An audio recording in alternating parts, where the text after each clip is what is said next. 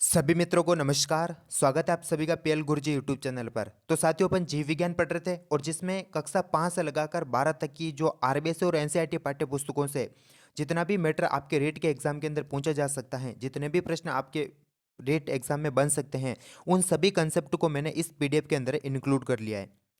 तो आपके अगर आप इस चीज़ को ध्यान से समझ लेते हो, ये जो मैं पढ़ा रहा हूँ इनको आप ध्यान से समझकर इसको याद कर लेते हो, तो आपके आने वाले एग्जाम के अंदर प्रश्न जो होगा वो 100% सही होगा।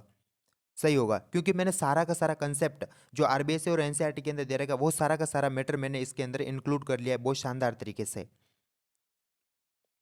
तो आपसे इतनी से एक रिक्वेस्ट है कि आप इस चैनल से ज़्यादा लोगों को जोड़ें, इस चैनल को ज़्यादा से ज़्यादा शेयर कीजिएगा। बस इतनी से आपके से एक रिक्वेस्ट है।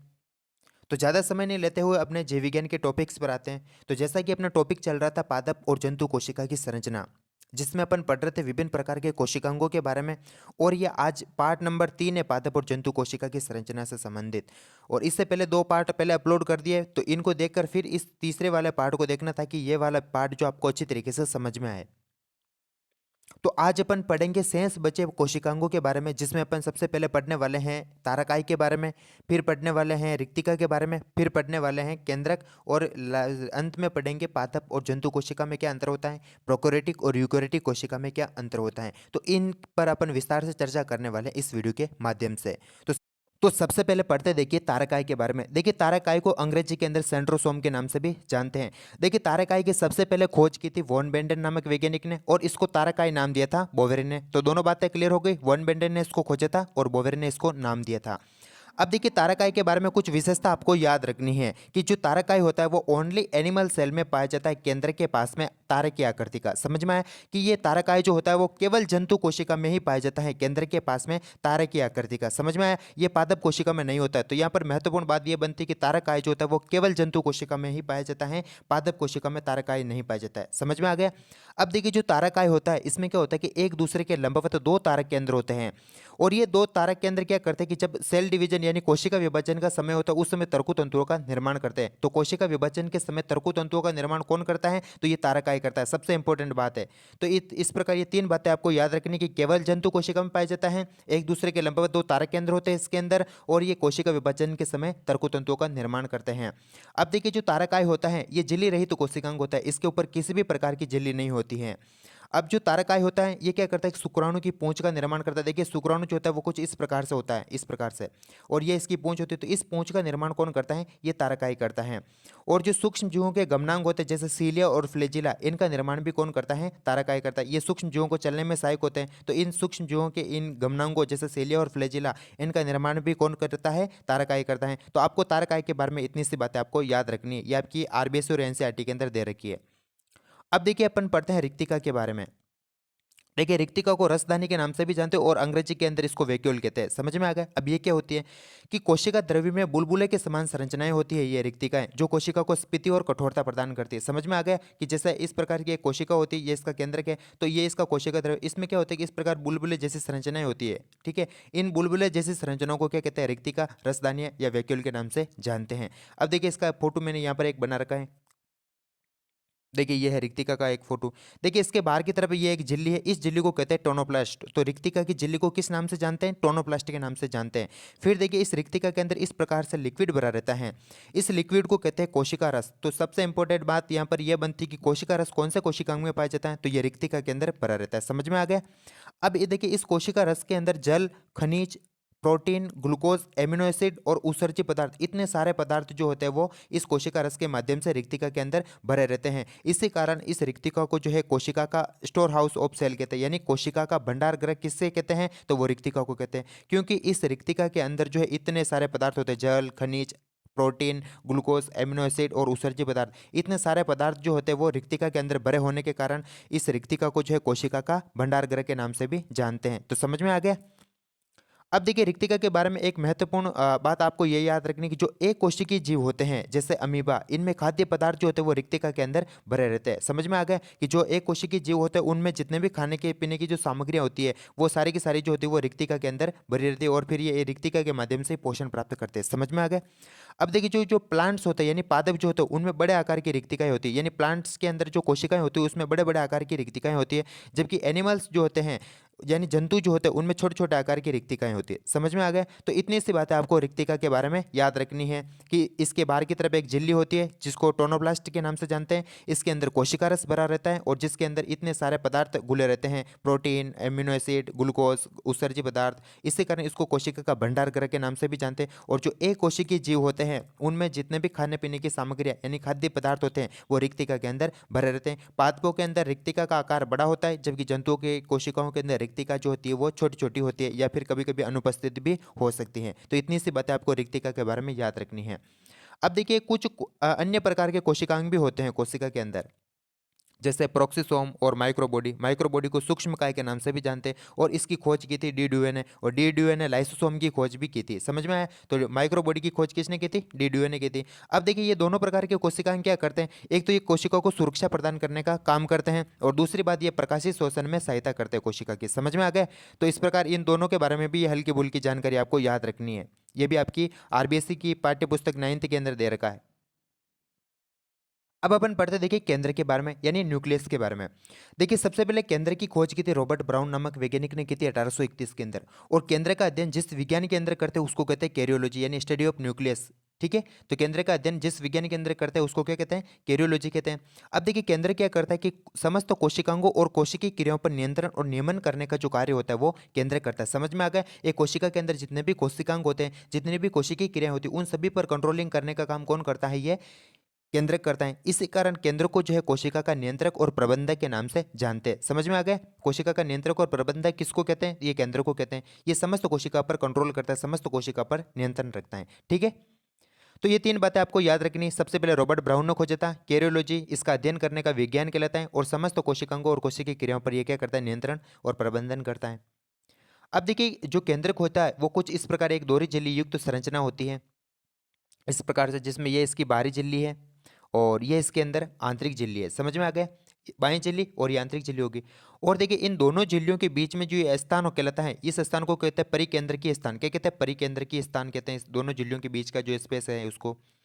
और इस परिकेंद्र के स्थान के अंदर इस प्रकार के छोटे छोटे छिद्र पाए जाते हैं। इन छिद्रों को कहते हैं केंद्रक छिद्र। क्या कहते हैं? केंद्रक छिद्र। और ये केंद्रक छिद्र क्या करते हैं कि कोशिका द्रव्य और केंद्रक द्रव्य के मध्य पदार्थों को आदान प्रदान करते हैं। समझ में आ गया कि इस प्रकार कोशिका के अंदर पाया जाता है केंद्रक, तो और यहाँ पर भरा रहता है कोशिका द्रव्य और यहाँ पर भरा रहता है केंद्रक द्रव्य। तो इन दोनों के बीच में जो पदार्थों का आदान प्रदान होता है वो इन केंद्रक छिद्रों के माध्यम से होता है। समझ में आ गया? साइटोप्लाज्म और कैरियोप्लाज्म, इन दोनों के मध्य जो पदार्थों का आदान प्रदान होता है वो केंद्रक छिद्रों के माध्यम से होता है। अब देखिए इस केंद्र के अंदर कुछ इस प्रकार की संरचना दिखाई दे रही होगी आपको मध्य में, इस प्रकार की संरचना, इसको कहते हैं केंद्रिका। क्या कहते हैं? केंद्रिका। और इस केंद्रिका की जो खोज की थी वो फोंटाना नामक वैज्ञानिक ने की थी सबसे पहले। और एक सबसे इंपॉर्टेंट बात यह बनती है कि एक केंद्रक में केंद्रिका की जो संख्या होती है वो एक से अधिक हो सकती है, यानी एक केंद्रक में एक से अधिक केंद्रिका भी हो सकती है। ये एनसीईआरटी के अंदर लिखा हुआ है। और केंद्रिका को जो है राइबोसोम की फैक्ट्री कहते हैं, क्योंकि कोशिका के अंदर राइबोसोम का निर्माण कौन करती है? ये केंद्रिका ही करती है। इसी कारण इस केंद्रिका को जो है राइबोसोम की फैक्ट्री के नाम से जानते हैं। और ये केंद्रिका क्या करती है कि राइबोसोमल आरएनए का निर्माण भी करती है। और राइबोसोम और राइबोसोमल आरएनए जो होता है इन दोनों का निर्माण करने का काम करती है ये केंद्रिका। इसी कारण इसको राइबोसोम की फैक्ट्री के नाम से जानते हैं। तो इतनी सी तीन बातें आपको याद रखने की। इसको फोंटाना ने खोजा था। एक केंद्रक में इनकी संख्या एक से अधिक हो सकती है और इसको राइबोसोम की फैक्ट्री के नाम से भी जानते हैं। ठीक है, अब देखिए इस केंद्र के अंदर इस प्रकार धागे जैसी संरचना दिखाई दे रही होगी आपको इस प्रकार से। ये देखिए धागे जैसी संरचना, ये धागे जैसा जाल, इनको कहते हैं क्रोमेटिन के रेशे या क्रोमेटिन का जाल। ठीक है, अब ये क्या करता है? देखिए इस धागे जैसी संरचना को कहते हैं क्रोमेटिन के रेशे या क्रोमेटिन का जाल। ये क्या करता है कि जब कोशिका विभाजन होता है यानी सेल डिवीजन के समय क्या होता है कि ये संघनित होकर गुणसूत्रों में परिवर्तित हो जाते हैं। कि यही क्रोमेटिन के रेशे जो होते हैं वो जब कोशिका विभाजन का समय होता है ना, उस समय क्या होता है कि ये क्रोमेटिन के रेशे इस प्रकार संघनित होकर क्या करते हैं? गुणसूत्रों का रूप बना लेते हैं इस प्रकार से। ठीक है, तो गुणसूत्रों में कौन बदलता है? ये क्रोमेटिन के रेशे होते हैं जो वो गुणसूत्रों का निर्माण करते हैं कोशिका विभाजन के समय संघनित होकर। ठीक है, क्लियर बात? तो इतनी सी बातें आपको केंद्र की संरचना के बारे में याद रखनी है। अब देखिए अपन गुणसूत्र के बारे में देखते हैं। देखिए गुणसूत्र, गुणसूत्र कुछ इस प्रकार से दिखाई देता है। ठीक है, और ये गुणसूत्र जो बना होता है ना वो प्रोटीन और डीएनए का बना होता है। किसका बना होता है? प्रोटीन और डीएनए का बना होता है। अब देखिए गुणसूत्र के अंदर इस प्रकार से आपको देखिए ये इस प्रकार की धागे जैसी संरचना लिपटी हुई दिखाई दे रही होगी, इसको कहते हैं डीएनए। समझ में आ गया? ये डीएनए, तो गुणसूत्र के अंदर डीएनए लिपटा हुआ रहता है हिस्टोन प्रोटीन पर। ठीक है, तो इस प्रकार गुणसूत्र जो होता है वो प्रोटीन और डीएनए का बना होता है। अब देखिए इस गुणसूत्र के इस वाले भाग को, देखिए इस वाले भाग को अगर अपन लंबा करके देखते हैं ना, तो कुछ इस प्रकार की संरचना निकलती है इसके अंदर से, इस प्रकार की, ठीक है, इस प्रकार की संरचना निकलती है इसके अंदर। इसको कहते हैं डीएनए। क्या कहते हैं इसको? डीएनए। और गुणसूत्र के अंदर इसकी जो लंबाई होती है वो 2.2 मीटर लंबा डीएनए होता है। और ये डीएनए जो होता है वो गुणसूत्र के अंदर हिस्टोन प्रोटीन पर लिपटा हुआ रहता है। और एक कोशिका के निर्माण व संगठन की संपूर्ण सूचना जो होती है वो इस डीएनए के अंदर ही स्टोर रहती है, ठीक है। तो इस डीएनए के बारे में इतनी सी बातें याद रखने की, डीएनए की लंबाई होती है 2.2 मीटर, और ये हिस्टोन प्रोटीन पर लिपटा हुआ रहता है, और एक कोशिका के निर्माण और उसके संगठन की संपूर्ण सूचना जो होती है वो इसके अंदर ही रहती है, ठीक है। अब देखिए इस डीएनए के अंदर जो ये खंड है, इन खंड, ये क्रियात्मक खंड, इन क्रियात्मक खंडों को जीन के नाम से जानते हैं। इस प्रकार के जो खंड दिखाई दे रहे होंगे क्रियात्मक खंड, देखिए इन क्रियात्मक खंडों को, जो डीएनए के जो क्रियात्मक खंड होते हैं, इनको जीन के नाम से जानते हैं। और ये जीन क्या करते हैं कि वंशागति के वाहक होते हैं, यानी एक पीढ़ी से दूसरी पीढ़ी के अंदर जो आनुवंशिक लक्षण होते हैं उनको स्थानांतरित करने का काम करते हैं, ठीक है। तो ये जीन जो होती है वो आनुवंशिकता की सबसे छोटी इकाई भी इसी को कहते हैं, जीन को ही कहते हैं। समझ में आ गए? तो इस प्रकार आपको गुणसूत्र के बारे में याद रखना कि गुणसूत्र जो होते हैं वो प्रोटीन डीएनए के बने होते हैं। और जब गुणसूत्र के अपन लंबा करके देखते हैं तो इसके अंदर इस प्रकार से एक डीएनए निकलता है, और इस डीएनए का जो क्रियात्मक खंड होता है उसको जीन के नाम से जानते हैं। और ये जीन क्या करते हैं? वंशागति का वाहक होता है। अब देखिए एक इंपॉर्टेंट टर्म आपको याद रखनी है कि एक कोशिका में एक से अधिक केंद्रकों का होना, यानी एक कोशिका के अंदर एक से अधिक केंद्रक भी हो सकते हैं, ठीक है। ऐसी कंडीशन अगर पादप कोशिका के अंदर है तो उसको कहते हैं सिनोसाइट, और यदि ऐसी कंडीशन जंतु कोशिका में है तो उसको कहते हैं सेंशियल। क्या कहते हैं? सेंशियल, ठीक है। तो ये दो बातें आपको याद रखनी कि अगर पादप कोशिका के अंदर एक से अधिक केंद्रक है तो उसको कहते हैं सेनोसाइट, और यदि जंतु कोशिका में एक से अधिक केंद्रक है तो उसको कहते हैं सेंशियल, ठीक है। तो ये टर्म आपको याद रखनी है। तो यहाँ पर अपना जो है केंद्र के बारे में आपको इतनी सी बातें याद रखनी है। ये आपके आरबीएससी और एनसीईआरटी के अंदर दे रखी है। अब देखिए अपन पढ़ते हैं पादप और जंतु कोशिका में क्या अंतर होता है, इसको अपन पढ़ते हैं।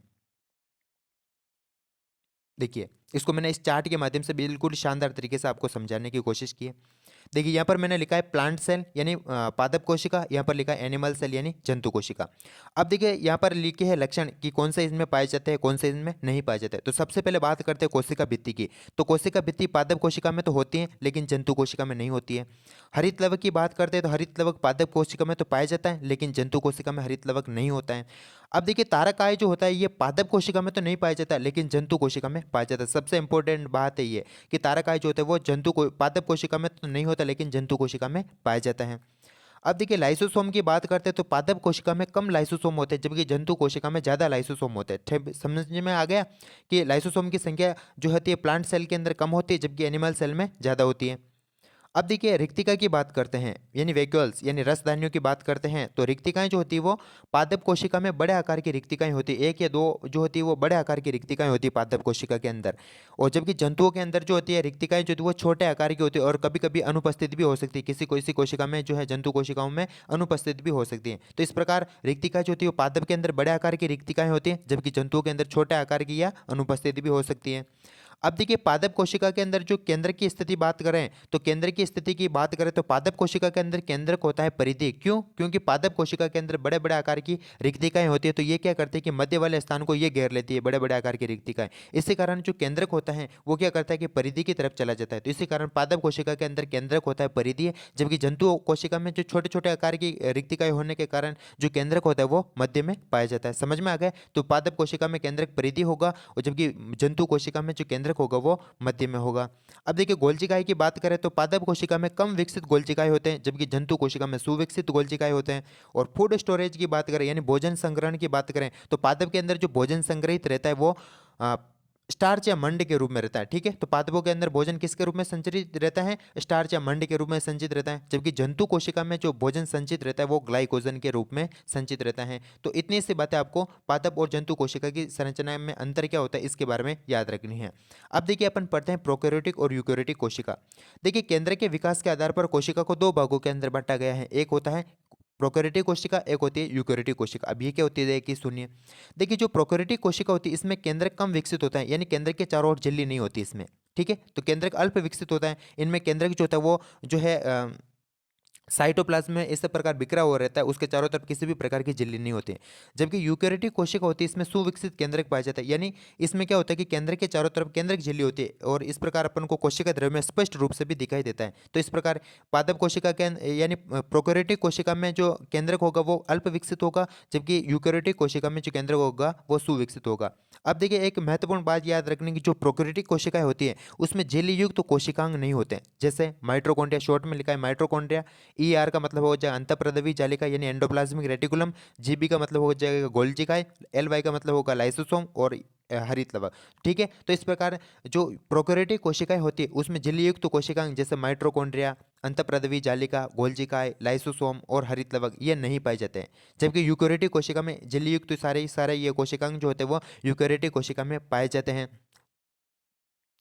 अब देखिए जो प्रोकैरियोटिक कोशिका होती है इसमें ऊर्जा निर्माण करने का जो काम करता है वो मेसोसोम करता है। ठीक है, क्योंकि इसमें माइटोकॉन्ड्रिया तो होता नहीं, तो मेसोसोम क्या करता है, इसमें ऊर्जा निर्माण करने का काम करता है।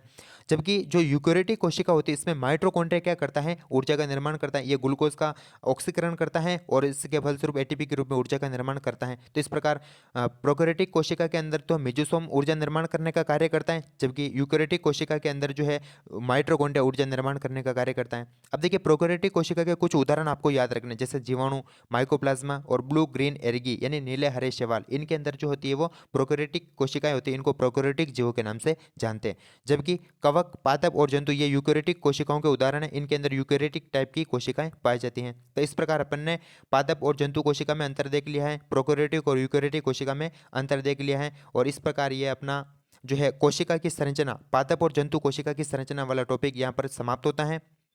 तो अगर वीडियो आपको पसंद आए तो इसको लाइक कीजिएगा, शेयर कीजिएगा और अपने दोस्तों के साथ, और चैनल को सब्सक्राइब कीजिएगा। मिलते हैं जीव विज्ञान के एक अगले टॉपिक के साथ, तब तक के लिए नमस्कार।